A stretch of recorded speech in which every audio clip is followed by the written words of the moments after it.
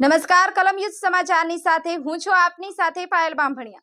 તો જોઈએ આજના મહત્વના સમાચારમાં। કેશોદ નજીક આવેલ સોંદડા ગામે શીતળા માતાજીના મંદિરે સાતમને મેળાની ઉજવણી।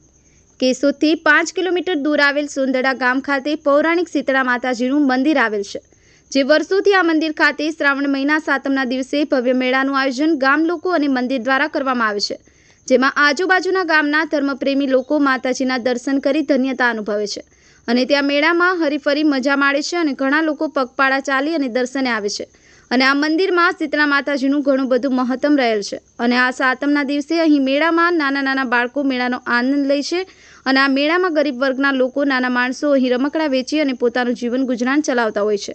હર્ષ ભરડા, કલમ યુદ્ધ સમાચાર, કેશોદ।